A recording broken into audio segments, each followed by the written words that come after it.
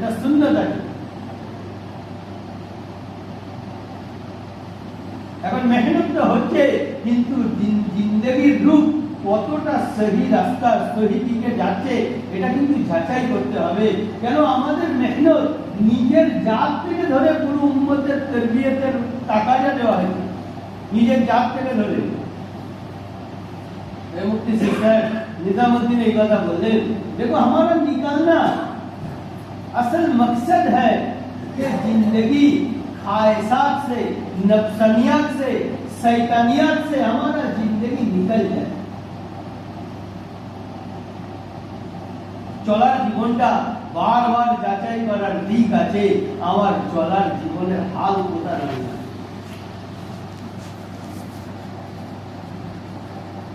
फारूक से बोले तुम अजायब लो, तुम अजायब बनाओ कि तुम्हें हर एक को दावत में लगाना है, हर एक को दावत में जोड़ना है। तारपर बोले कि हर घर में अमल मसाजिद अर्थात ये 5 अमल तालीम जेटा मस्जिद नबवी वाला अमल, ये अमल के जिंदा करते हुए हर घर मध्य तृतीय कथा बोले हर घर के अंदर मुआशरात को सही करना है। मुआशरा सही হওয়ার ব্যাপারে 3টে পয়েন্ট বললেন। 1 নম্বর বললেন ওই ঘরের হরেকের জিন্দেগি পাকজি হবে, পাক জীবন হবে। দ্বিতীয় হচ্ছে ওই ঘরওয়ালা সাদগিতে থাকবে আর জিন্দেগি হায়াওয়ালা হবে। পাকজি, সাদগি আর হায়া এই 3 লাইনের সংশোধনের দ্বারা জিন্দেগির মুআশরা সহি হবে। এখন অনেক দিনের তাবলীগ এটা কিন্তু কবুলিয়াতের নিশান নয়, বরং কাম করতে করতে ওই সিফাতের সাথে ওই মকসদের মধ্যে জিন্দেগি কায়েম হবে, জিন্দেগি নমুনা হবে, উম্মতের সহি রাহবারি হবে। এইটা তাবলীগের কবুলিয়াতের পহচান।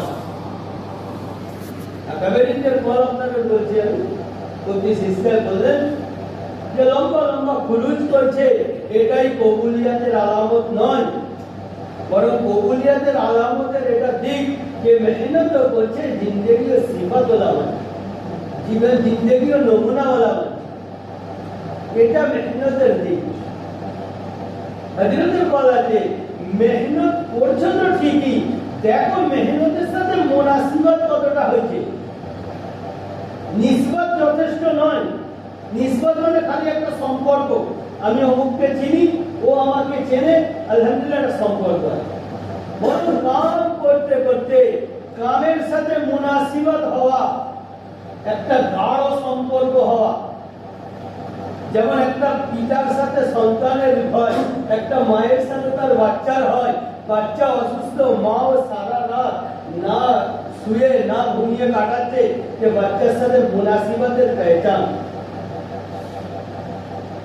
দাওয়াতের সাথে মুনাসিবত জরুরি, নিসবত যথেষ্ট নয়। মুনাসিবতের আলামত এইটা, একজনের বেদিনী আমার রাতের ঘুম কেড়ে দেবে, একজনের বেদিনী আমার দুনিয়ার হালত থেকে বেপরোয়া করে দেবে, উম্মতের ফিকির আমার গলবা তৈরি করবে। গলবায়ে হাল এইটা দিনের আসল জুজ, আসল যে জুজ আছে না ভিতরগত শিকড়, যেটা ওটা গলবায়ে হাল, উম্মতের বেদিনীর ব্যথা। এক এক উম্মতকে জান্নাত অবধি পৌঁছানো, আল্লাহর সাথে তাল্লুক জোড়ার যে ফিকির, এইটা নবীর জীবনে পাওয়া যেত। আল্লাহ নবী সাল্লাল্লাহু আলাইহি ওয়াসাল্লাম মেহনতের ময়দানে নিজেকে এমন মিটিয়েছে, এমন মেটাতেন। আল্লাহ রাসূলের সকালে যাওয়ার পরে সন্ধ্যের ফেরাটা পরিবারের লোক দেখে আতঙ্কিত। কি হাল कि जैनब রাদিয়াল্লাহু আনহা যেদিন আল্লাহ রাসূলের কাছে হাজির হয়েছে, বাপের ওই পরিবর্তন হওয়া অবস্থা, ওই করুণ হালত দেখে জৈনবের অস্থিরতায় ওই হাদিস মুনতাকাতে আমরা পড়ি, আল্লাহ রাসূল বলেছিলেন, আমার বেটি তোমার বাপের আকস্মিক পতন হওয়ার ভয় করছো, তোমার বাপ হঠাৎ করে পতন হবে এই ভয় তুমি করোনি। যে হুজুর আকরাম সাল্লাল্লাহু আলাইহি ওয়াসাল্লাম আল্লাহর দ্বীনের দাওয়াতের জন্য এমন একটা অস্থিরতার কুরবানি, এমন একটা নিজেকে মেটানোর খাপানোর নকশা কায়েম করে গিয়েছেন, পুরো উম্মত যেন আল্লাহর দ্বীনের মেহনতে নিজেকে মিটিয়ে দিও, যেন ইস্তেগফারের সাথে চলে আর হুজুরের হালের উপরে নিজের কুরবানি সবরকে যেন হর মুহূর্তে কদমকে বাড়ায়। আল্লাহ নবী সাল্লাল্লাহু আলাইহি ওয়াসাল্লাম তায়েফের ময়দানে যে হালত হুজুরের রক্তে রক্তাক্ত, তায়েফে ওই দুষ্টু ছেলেদের হাতে পাথর আর ঢিলা খেয়ে আল্লাহ রসুল ওলামা ইকরামের কাছে শুনেছি কম সে কম 3 কিলোমিটার পর্যন্ত যে পায়দল ছুটে তায়েফ শহর থেকে বাইরে যেতে হয়েছে। ওই নবী যিনি নবীদের ইমামুল আম্বিয়া, যার শরীরে মশা মাছি মশা হারাম ছিল, ওই নবীর শরীর রক্তে রক্তাক্ত হালতে তায়েফের বাগানে হুজুর বেহুশ হয়ে পড়ে আছে। আসমানের ফেরেশতা বেচাইন, আল্লাহর জমিনে আল্লাহর হাবিবের সাথে এত শক্ত মামলা কি আল্লাহ তাআলা দেখিয়েছে আমাদের দাওয়াতের এটা নকশা। দাওয়াত এর একটা হরকতের নাম। मुहम्मद सत्तर साहब बोले देखो आमद हो जाना काफी नहीं है, देखो आमद में कितना मुजाहिदा हो रहा है, क्योंकि हमारा काम ही मुजाहिदा वाला काम है। ये मुजाहिदार ময়দানে হেদায়েত ছুপানো আছে, সহলতের ময়দানে গফলত ছুপানো আছে, গফলতের ময়দানে শয়তানের হামলা আছে, আর মুজাহিদার ময়দানে হেদায়েত আছে, হেদায়েতের ময়দানে ফেরেশতা ওয়ালা মদদ লুকানো আছে, সাহাবা ওয়ালা মদদ লুকানো আছে। এটা কাম দোস্ত বুঝো নবুয়তের নকল হরকত আর ওই মেহনত নেহাজে নবুয়ত আর মিজাজে নবুয়ত দুই লাইনের মজবুতি কাম করने वाला জীবন আনতে হবে। দুই লাইনের মজবুতি আল্লাহর বড় ইহসান উলামায়ে কিরামের করুণ কুরবানির বুনিয়াদে সারা আলমের জমিনে মোকাবেলার সাথে পুরো দাওয়াত আর মেহনতকে আল্লাহ রাব্বুল আলামিন নেহাজে নবুয়তে কায়েম করে দিয়েছে। নবীর নেহাজের সাথে কাম আঞ্জাম করছে আলহামদুলিল্লাহ, কিন্তু মেজাজে নবুয়তের মেজাজ নবুয়তের কামে যদি দখলদারি না হয়, নবুয়তের মেজাজ যদি নবুয়তের কামে জায়গা না পায়, তো নবুয়তের মেহনতে খায়েসাত গালি হয়ে যাবে। আর খায়েসাতুল্লাহ মেজাজের মধ্যে আমলে দাওয়াত, अपने मिजाज पर तबलीग ये भी ख्वाहिश है और ख्वाहिशात पे बेदीनी फैलाती है, ख्वाहिशात द्वारा बेदीनी फैलाবে। সিরাতে সাহাবার মেহনত এটা মুজাহিদা আছে আর মুজাহিদা হিদায়াত ফেলায়। এই ওলামায়ে কেরাম বড় ব্যথার সাথে বলে কাম তো করছো নবী ওয়ালা, কিন্তু দেখো মেজাজ নবুয়ত ওয়ালা আছে কিনা। কাম নবুয়তের মেজাজ খায়েসাতে উম্মতের হেদায়েত দূরের কথা, নিজের জিন্দেগি কে বরবাদি শিকার হয়ে যাবে। এজন্য দোস্ত বুঝিবো কুরবানির সফরে দিলের রূপকে সহি করে আর মওজুদা তাকাজাকে খুব খেয়াল করে যতক্ষণ না কামের ময়দানে কাম করনে वाला কদমকে জমাবে, এরকম মেহনতকারী যারা সুযোগ সন্ধান খোঁজে, যারা সহলতার আসানি খোঁজে, যারা মেজাজের সাথে চলে, এদের মেহনতের দ্বারা উম্মতের বেদিনী খতম হওয়া তো অনেক পরে, নিজের জাতের বেদিনীও খতম হবে না। সেজন্য আল্লাহ একটা কাম দিয়েছে যেখানে হযরতে সাহাবা নিজেকে মিটিয়ে আল্লাহর দ্বীনের কামকে আঞ্জাম দিয়েছে। আল্লাহ রাসূল সাল্লাল্লাহু আলাইহি ওয়াসাল্লাম মুতার ময়দানে যে জামাতকে রওনা করেছিলেন, হাদিসে সাদাকাতে রয়েছে যে আব্দুল্লাহ বিন রাওয়াহ পরিবার বর্গ আসছেন বিদায় জানানোর জন্য। বিদায়কালে পরিবারের লোকজন দোয়া দিয়েছিলেন যে আল্লাহ এনাদেরকে সহি সালামতে ময়দানে পৌঁছে জয়ী করে, দুশমনের মোকাবেলায় জয়ী করে সহি সালামতে এনাদেরকে মদিনায় ফিরিয়ে। পুরো দুনিয়ার সামনে যদি এই দোয়া তুলে ধরা হয়, পরিবারের লোক যে দোয়া করেছে যদি পুরো দুনিয়ার সামনে তুলে ধরা হয়, কোন খারাপ দোয়া করে কেউ বলতে পারবে না। দোয়া তো ভালো দোয়া ছিল, দুশমনের মোকাবেলায় জয়ী হবে আর সহি সালামতে ফিরে আসবে। আত্মীয় স্বজনের দোয়া শেষ হয়েছে, আব্দুল্লাহ বিন রহমান নিজে দোয়া করতে শুরু করেছে, আল্লাহ আমার দিল চায় আমি দুশ্মনের মোকাবেলায় দুশ্মনকে কতল করতে থাকি, আর কতল করতে করতে দুশ্মনেরও কোনো একটা তীর আসুক যেটা আমার কলিজাকে ফেড়ে দেবে আর আমারও শাহাদত নসিব হয়ে যাবে। সাহাবা নিজের জাতের নিজের দোয়ায় ছিল। আল্লাহ ওই কাম আমাদের দিয়েছে দোস্ত পর্যন্ত।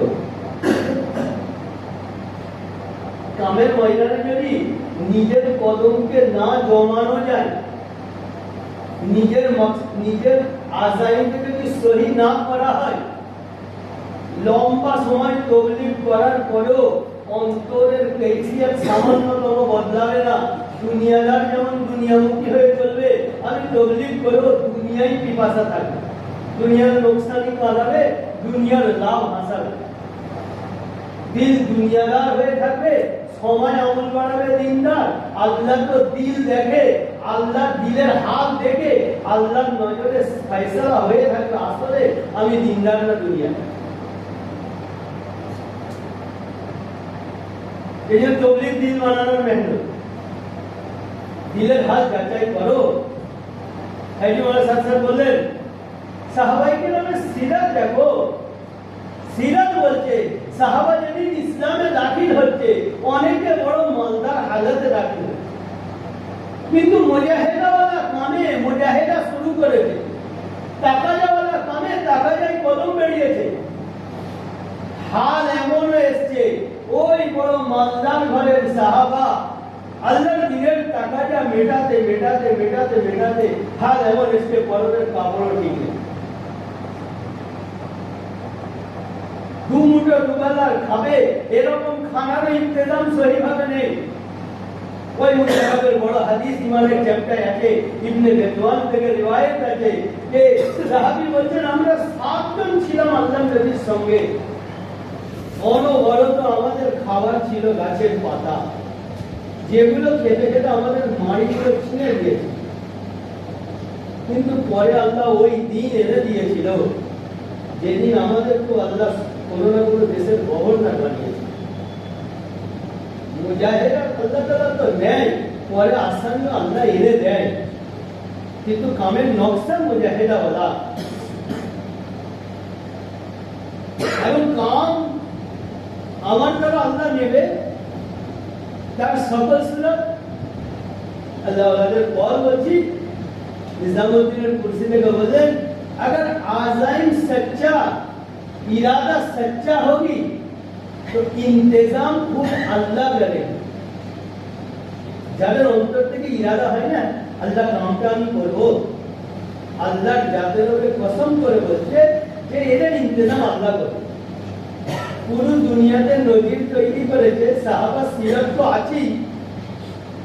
ওই আনপড় মেওয়াতিদের আল্লাহ তাআলা খালি অন্তর্গত কিছু কৈফিয়তের দ্বারা সারা আলমে এমন প্রভাব বিস্তার করেছে, মেওয়াত ওয়ালাদের প্রতি সারা আলম মুতাসির হয়ে গেছে। আর মওজুদা হালে পুরো দুনিয়ায় যে মোকাবেলার দহর চলেছিল, বাতিল যে মাথা ছাড়া দিয়ে মোকাবেলায় এসেছিল, এমনকি মার্কেট নিজামুদ্দিনের সিল করে অনেক রকম অবস্থা ঘটে গেছে। আপনারা জানেন আল্লাহর মেহেরবানি, এত রকম মোকাবেলার অবস্থায় আল্লাহর কামকে আল্লাহ আঞ্জাম আল্লাহই দিয়েছে, কিন্তু যারা দিল থেকে কাম করার আযাইম করেছে আল্লাহ তাদেরকে এরকম কঠিন মহলে এত মজবুত ইন্তজামের সাথে আল্লাহ কাম করিয়েছে যে ওলামায়ে কেরামের দুসরা সালগুলো পুরো দুনিয়ার জমিনে একটা নজির তৈরি করে দিয়েছে। পুরো দুনিয়ার ওলামায়ে কেরামের দিলে একটা আলাদা হারকত তৈরি করে দিয়েছে। মুফতি ইমাম সাহেব নিজামুদ্দিনে কিছুদিন আগে একবার সফর করে এলেন, তো আল্লাহর মেহেরবানি বড় হস্তি, যারা হস্তি তারা হস্তিকে চেনে, মুফতি সাহেবকে পুরো সময়টা নিজামুদ্দিনে রাখলেন যে আরবি মুলকের যত ওলামা আসছেন তাদের তরজমান, তাদের সাথে বিভিন্ন রাস্তা আপনার জিম্মায়। উৎসব দিনে ফিরেছেন, তারপরের দিন একটা জোড়ে একসাথে ছিলাম, তো মুজাকারা চলছিল। আর উৎসব বলছেন আল্লাহ বড় খেয়ের ফয়সালা করেছে পুরো হিন্দুস্তানের ওলামারা যে আফ্রিকার আরবি মুলকে যে সফর করেছে, আরবি মুলকের মধ্যে বড় বড় হাস্তি ওলামাই কেরাম যারা হিন্দুস্তানের ব্যাপারে অনেকে নাক শিখেছে, আল্লাহ তাদের দিলেও এমন একটা হরকত তৈরি করেছে, এমন একটা হাল আল্লাহ এনে দিয়েছে। বলছে আমি 1 মাস নিজামুদ্দিনে যে ছিলাম, এমনকি মক্কা মদিনার আশেপাশের ওলামায়ে কেরাম পর্যন্ত 1 মহিনা 2 মহিনা লাগানোর জন্য নিজামুদ্দিন হাজির হয়েছে। আর আফ্রিকা মুলকের তো এত ওলামা এসে বলতে আমি বলে বোঝাতে পারছি না। কাম আসলে আজাইমি আদার দ্বারা হয়, ইন্তেজামের দ্বারা কাম হয় না। ইন্তেজাম বলা তো আল্লাহ থেকে দিল গাফেল হয়ে, যাদের ইন্তেজাম খুব সুন্দর থাকে না, এরা ইন্তেজামের ধোকায় পড়ে যায়। আলহামদুলিল্লাহ, তারা যদিও আল্লাহর নাম নিয়ে বলে বলে আলহামদুলিল্লাহ, আল্লাহ যা সকল সুরত বানিয়ে দিয়েছে আমাদের চিন্তা নেই, অথচ দিলের কিছু কমজোরি এই রকম দিলের কৈফিয়তকে জাগায়। বরং দায়ী তো হর মোকাবেলার ময়দানে নিজেকে আল্লাহর জাদরের উম্মিদ নিয়ে চালাবে, যে এই হাদও আমার আল্লাহ পারে চালাবে। আর আল্লাহ পাক তো সমস্ত মখলুক থেকে বেপরোয়া জাত আছে, সমস্ত হাল থেকে বেপরোয়া আছে। আল্লাহ যাকে চালাবার ফয়সালা করে নেবে, পুরো দুনিয়া যদি মোকাবেলায় আসে তাকে রোকার কারোর ক্ষমতা নেই। আল্লাহ তাকে চালাবে, চালানে ওয়ালা জাত আল্লাহ আছে। কিন্তু আল্লাহর জমিনে আল্লাহ চালাবে তাকে যে আল্লাহর কাম করার জন্য অন্তর থেকে হিম্মত আর ইরাদাকে চেষ্টা করতে হবে। এখন আমরা কাম করতে চাই, আমরা কাম করতে চাইছি আসানি নিয়ে, যে আসানি আল্লাহ করে দেবে তারপরে কাম করে দেবো। অথচ আল্লাহ কোরআন বলছে না, আল্লাহ চাইছে তুমি মুজাহিদের সাথে কাম করো, আল্লাহ তোমার আসানি এনে দেবে।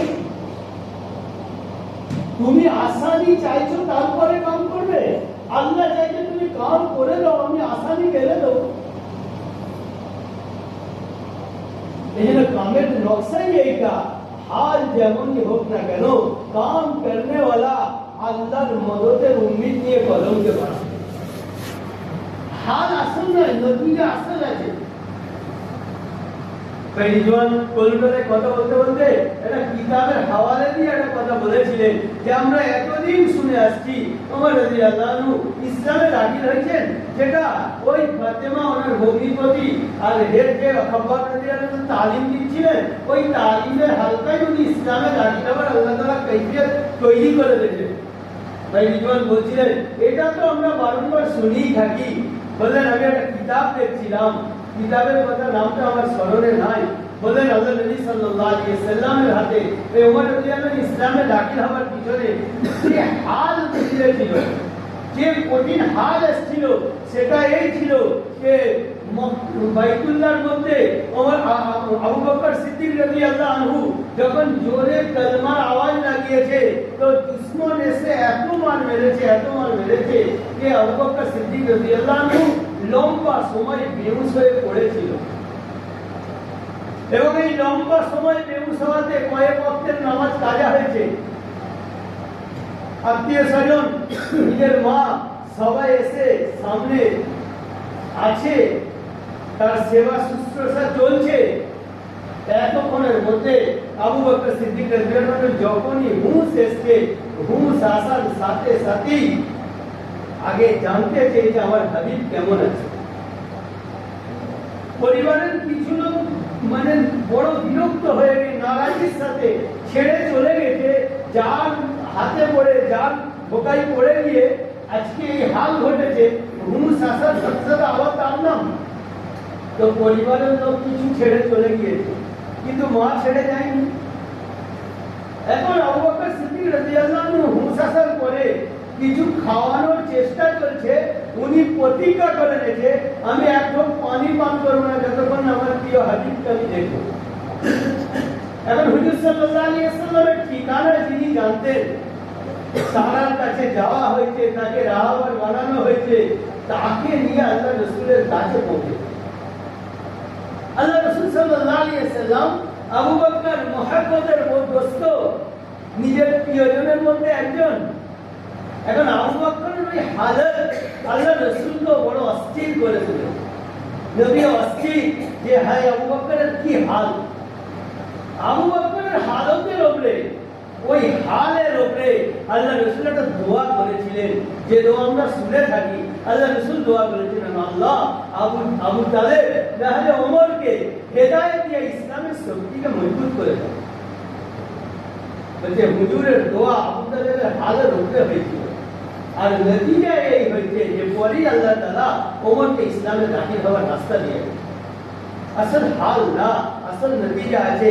हालत उम्मत सामने अल्लाह ताला इम्तिहान जब डाले, हालत मुतासिर होने वाला कि ईमान खातिमा हो मुश्किल होवे, ईमान खातिमा हुआ। कहते उलमा